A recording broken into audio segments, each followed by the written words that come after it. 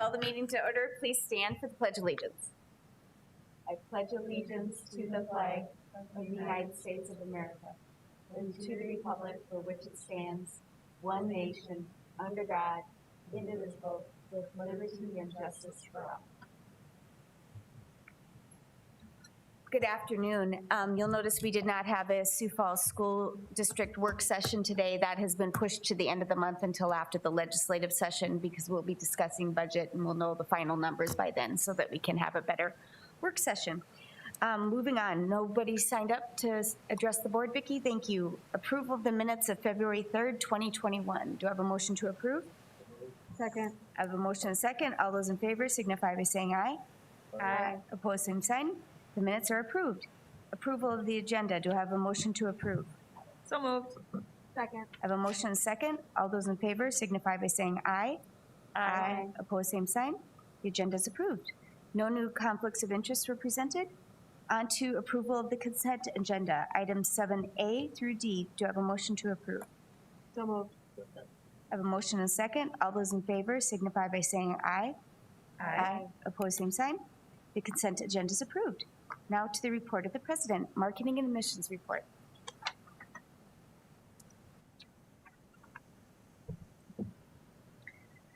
President Mickelson and members of the school board, my name is Megan Fisher. I'm the Vice President for Enrollment Management at Southeast Tech, and it's a pleasure to be here today with my colleague Jennifer Lambley. Jennifer is our marketing and communications coordinator at Southeast Tech.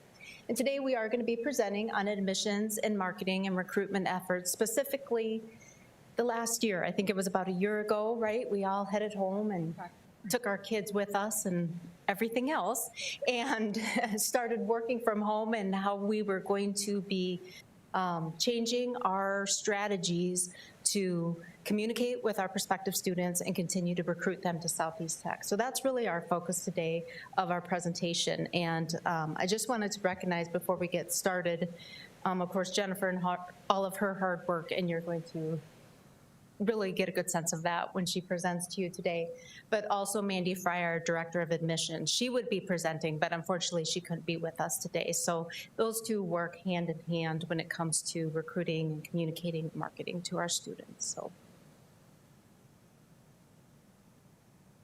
So just like I said, a change in strategy, right? It's the world we're living in right now. And the big thing for us was definitely more virtual options. We love to get students to campus, and we always talk about that because that's where they can interact with faculty, they can tour our hands-on learning labs, all those good things. That's really what cements a student's decision about where they want to pursue their college education. So some of the things that we've developed, which we didn't have before, were Zoom office hours that students can pop in and visit with us, virtual visits and online fairs. Everything went online, including Minnesota, Iowa, Nebraska, South Dakota, North Dakota, all of those other states that we recruit in as well. And they each wanted to do them a little bit differently. So that meant a lot of changes for us as well, but it went fairly well. Of course, we would rather see those people in person, and we hope we can do that this next fall, get our counselors out there traveling again. And then, of course, the college fairs and the high school, the career fairs. Usually we have a ton of career fairs during the spring, and of course we're not doing that in person either. So what that has meant is really developing new content, right? Curating that content. Content is king when it comes to communicating with prospective students, but also when it comes to our website. Our website is our #1 marketing tool, as you know, and we've presented on our new website, and it's performing fabulously, and Jen will talk about that a little bit. But it meant developing about 40 new videos. And so it's been a big undertaking. And then just increase direct mail communication. So our admissions funnel, which we've talked to you a lot about over the last few years, and what that looks like, right? A big part of that is the communication with those students.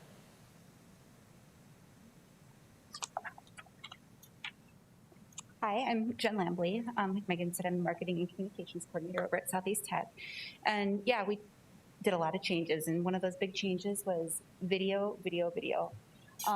So really we developed 3 different series of videos. One was a campus tour series, 6 in total, and One provided an overview of campus, and we'll watch that one in a minute here. And then the others were based on academic buildings. So as you may know, many of our programs are, if you're in nursing, you spend a lot of your time in the health buildings. So that's how we organize those tour videos. And then we worked on a number of program videos just to highlight faculty, highlight our labs for specific programs or a specific group of programs. And then last we did another series for admissions process, and that was more, what our financial aid director will have to say about how you apply to Southeast Tech and secure your financial aid. So we did one of those for admissions, one for financial aid, a student success one, a housing one, et cetera. And those just really kind of highlight, the steps that people would need to take to become a student at Southeast Tech. So we've been using those videos in marketing and missions, but we were also using them, we're multi-purposing them in as many ways as we possibly can. For example, just this week, Corey Borgen, he's our sports turf management instructor, and he was speaking at a conference, and he was able to use the horticulture sports turf management video there to highlight the work that they're doing too. So I'm just going to click here, and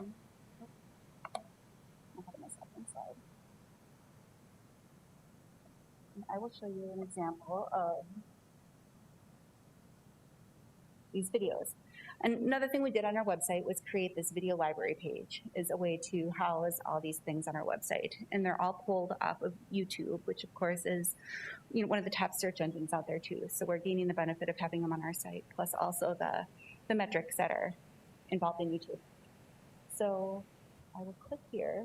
And this is just the campus overview video. It's the shortest of them and just gives a really good Southeast Technical feel for College what the is videos are. conveniently located just off Interstate 29 in Sioux Falls on the northwest side of the city, near all kinds of amenities, including dining, shopping, the Sanford Sports Complex, and plenty of outdoor recreation.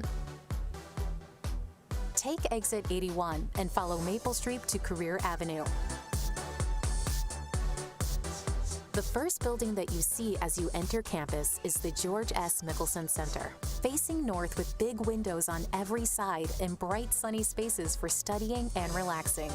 Friendly admissions and financial aid teams, the Student Success Center, the Registrar's Office, and our campus bookstore are located inside the Mickelson Center. Beyond the Mickelson Center to the south, you will see gorgeous green spaces and modern buildings with a spectacular view of the prairie and the city. Continue south on Career Avenue, and the modern Sullivan Science Center on your left offers sweeping views and state-of-the-art technology utilized by professionals working in the healthcare and law enforcement industries.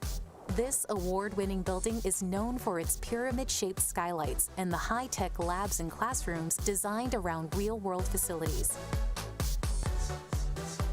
Just ahead and to the east of the Sullivan Science Center is the Southeast Technology Center. This state-of-the-art facility is home to all aspects of computer technology, from programming to troubleshooting to security, website development, and more.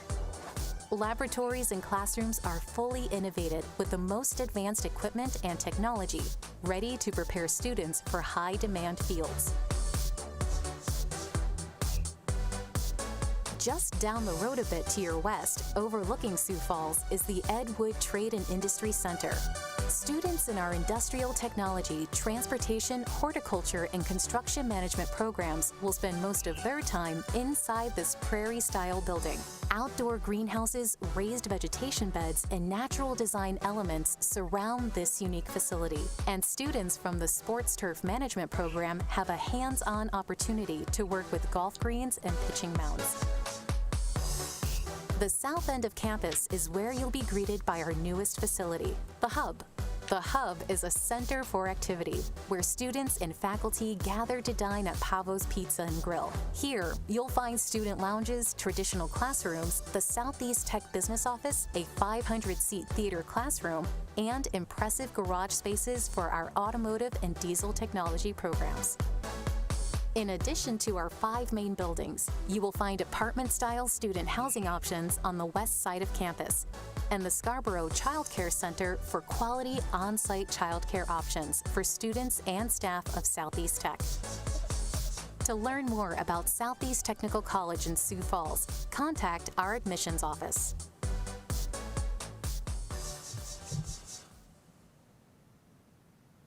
Okay, so that's an example of one of the tour videos. And then before I click back to the presentation, I'm just going to go to the other tab that we had pulled out here.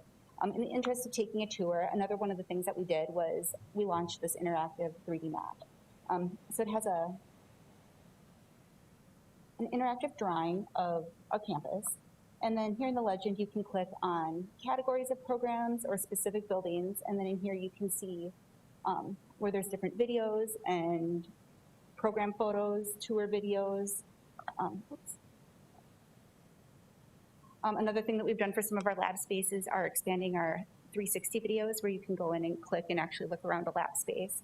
And then there's program descriptions and links to the buildings in there as well. And so I'm just going to show you an example here of one of our other videos.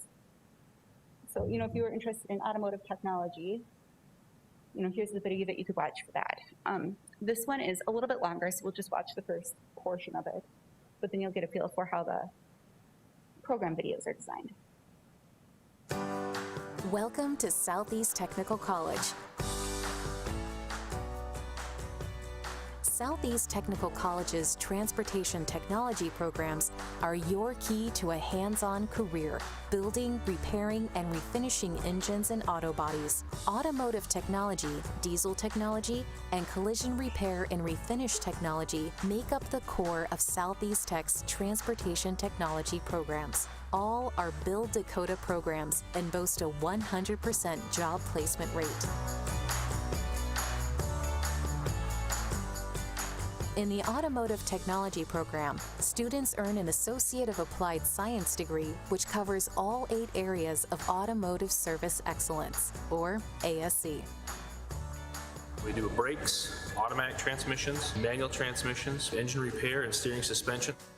Your second year, then you'll come back and do electronics for 1 full semester. Then you'll do a half a semester of engine performance and 1 section of heating air conditioning. We are the lowest in the region for student and instructor ratio in the automotive department. We have 30-plus vehicles in our fleet, 2/3 of which are 2010 or newer. We also have 15 diagnostic simulation devices for one-on-one instruction. We also offer dealer-level style scan tools. So that will just give you a sampling of what the program videos are like. To date, we have 13 of them complete, and the second batch is with our editor now. So we're going to keep pushing these out on our website and our social media channels and things like that as they are completed. I'm switching back over to the presentation here.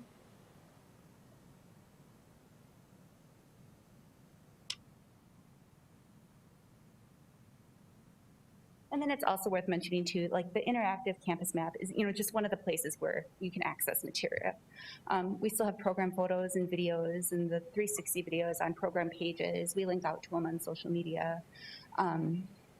If we have a news story, for example, that mentions a program, we'll link back to that program page and things like that. So we're trying to get as much use out of them as we possibly can. Let's see. And then we did a few other upgrades to our website. We'll just discuss them briefly here. One of the things we did is we're using API technology to pull our catalog from our catalog to our website. So what it basically is just technology that lets our 2 different platforms talk to one another. So when you go to, say, an automotive technology page and you want to see what classes are there, the information that you're viewing on the website is now pulling directly from the catalog, which is going to be great for us to have because everything is going to be more accurate. We're not going to have to make multiple updates. And so that information will be there without actually having to physically go into the catalog. And then another thing that we were working on is search engine optimization. Back when we launched our site in December of 2019, we had to kind of prioritize what sites we were going to do the keyword research on and write meta tags and create all that back-end information. So at that time, we had made the decision to do our program pages and then a handful of key landing pages. But since then, we are just about fully optimized. We've worked on building all that other information and putting it into the back end of the website to make us more searchable. I would just say roughly our site's probably 90% fully optimized.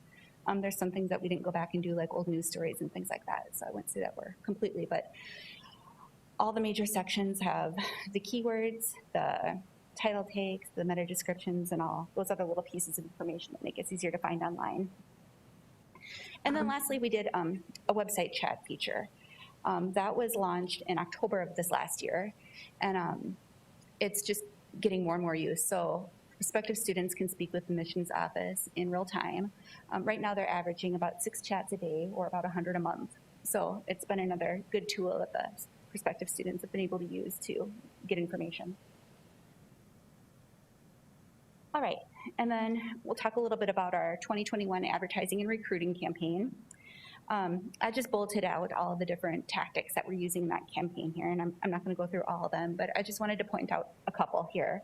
One of the things that we're doing is some dynamic mobile display advertising, and so this is just a really good way to push out our different programs. So people get a targeted ad. So somebody whose search history indicates that they're interested in cars might be served back an automotive technology or a diesel ad.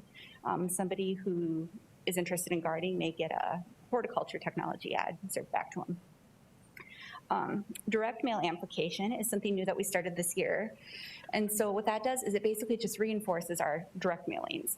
So when a household gets a direct mail piece from us, that household is hit with digital ads as well as a follow-up. So they're seeing the same messages in multiple places. And then we're also doing a couple different geofencing things. Competitive mobile geofencing, which is drawing a virtual fence around our competitors. And then also with college fairs. The college fairs we'd have to modify a little bit this year, because rather than circling, say, a half-mile radius around the hub on Tuesday afternoon at 4, we've been doing maybe the whole state for the length of time that that job fair page is open. So a technique that we're still using, but just had to modify a little bit this year. And then Megan's going to talk a little bit about the predictive analysis that we're using for some of these direct mail pieces. Great, thanks, Jen. She's been rather busy the last year. President Griggs suggested that we show you all the videos because he thought we might have time, but we told him 2 was sufficient, so. But they really are excellent and provide really good content to keep people on our website, so we love that. Predictive analysis modeling. So what you're looking at here, a couple of years ago, ACT and NRCC UA combined. And the tool that they give us to use is what you see an image of there. It's called the Okuro Lab. And we purchase names, keep in mind these are high school names, right? We're purchasing approximately 30,000 names annually. So that's quite a few names. That's why that communication funnel that Jen talked about is so important. Because when we talk about direct communication, yes, they are getting some letters and they're getting postcards and they're getting mass emails and things like that that help us target those individuals. And so with the Okuro Lab, that enables us to assess our enrollment with the current high school senior class and how they convert. So you can see in this picture, we're looking at 2019, 2020, and 2021. So on a quarterly basis, we're reporting back the information on the names that we purchased so that we can, and I have to be honest, it's taken a couple years to get to this point, right? You got to build out your data, and some of the past data wasn't necessarily clean. And but I'm feeling like we're getting to the point where it's looking pretty good in terms of the data that we're receiving and that we're giving back to them. So quarterly, we're able to take a look at how we're tracking year over year in our senior class. That's the picture you're looking at. But we also purchase juniors' names, and we purchase some sophomore names. So we have quite a few there. And just how that informs our direct marketing plan. This image here is just another snippet to show the first source. We really want to track that first source and how a student enters Southeast Tech.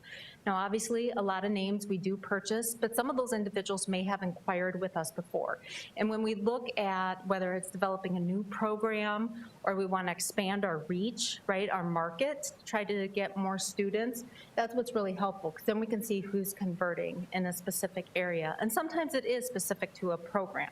Maybe we're the only college that offers that program in the tri-state region. So we might be able to expand our purchase of names for a program a little bit greater. But I would say our purchase names are big.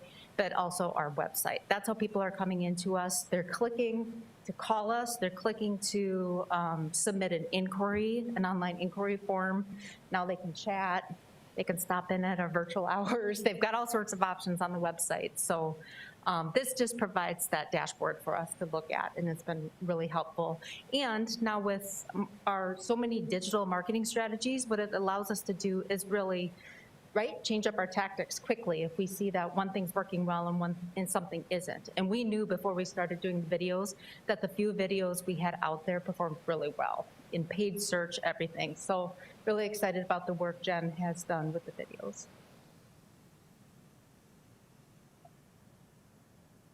Wrap up here. And then the last thing we were just going to mention today was the admissions direct marketing campaigns.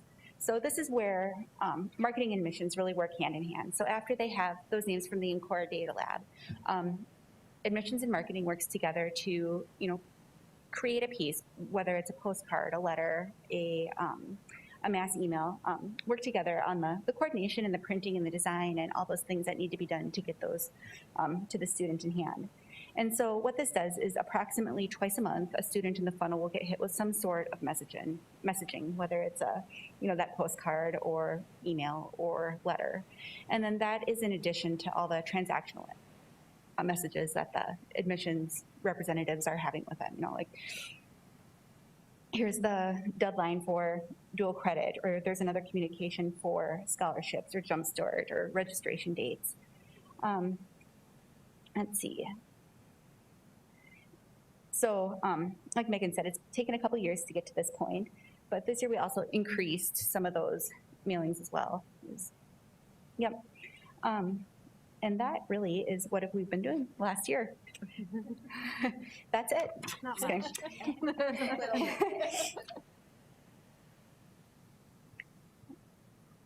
Do you have any questions for us?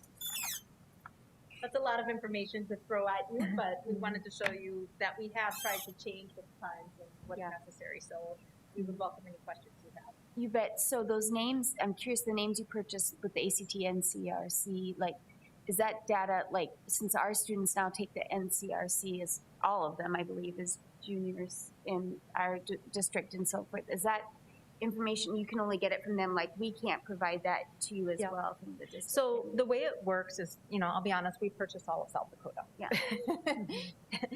We've got 30,000 names, we're purchasing them all. And if a student, marks on their ACT, or if they indicate a program that they're interested in, and then we look at geographically.